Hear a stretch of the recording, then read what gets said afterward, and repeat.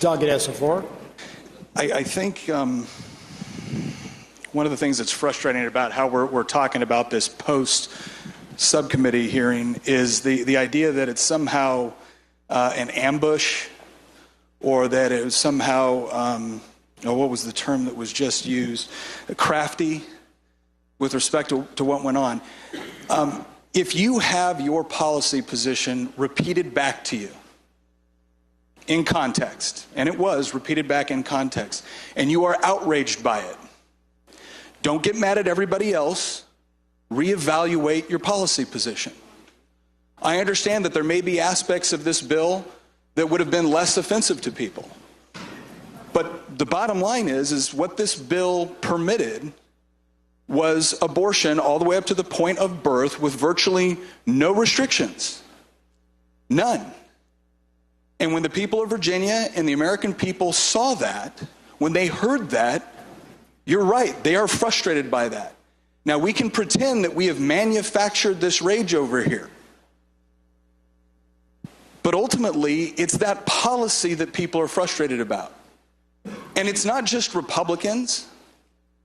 It's Democrats, it's moderates, it's a lot of people that are looking at this going, I cannot believe we are at a stage right now in the 21st century where a child who can see, who can hear, who has full brain activity, who can feel the pain, is going to be destroyed moments before birth.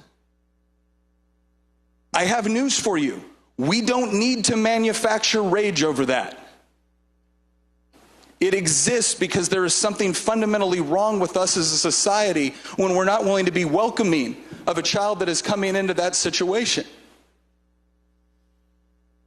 The genuine ambush here was not for a delegate who chose to submit a bill to Legislative Information Services, who chose to get a draft of the bill, who then went and submitted the bill to the clerk to go through the process that every single bill does.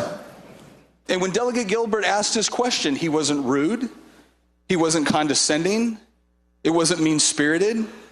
We all get asked questions about what are the potential unintended consequences of your bill, or rather, what are the intended consequences of your bill? I think what happened is the delegate gave a very honest answer.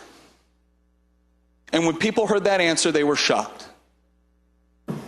And part of our job here is to push out the facts, to push out the reality of what a piece of legislation would accomplish. And I find it horribly disingenuous to suggest that somehow Delegate Tran is not qualified to determine what sort of bill she would like to carry, and then make the argument for the bill that she would like to carry in committee, just like every other member of this chamber. And to suggest that an honest question about would it allow this is somehow crafty, maybe it's just us doing our job. And I would say the other part of this that I just find really difficult to take is that as we're making the arguments, and the governor's comments immediately following this, a pediatric neurologist, someone that really should know better, that we're going to start to equivocate about now what happens when the child is actually born. What do we do at that point? I think his wording was to resuscitate, make comfortable, and then a conversation would ensue on whether or not we allow that child to die or not. You really think it's us manufacturing this outrage?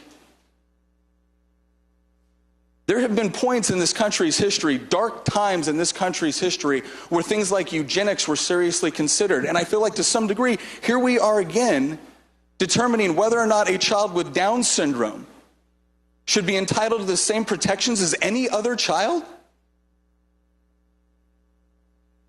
I assure you, this outrage is genuine. But if you want to treat it like it's manufactured, I don't think that's going to help the cause that you're trying to make. Thank you, Mr. Speaker.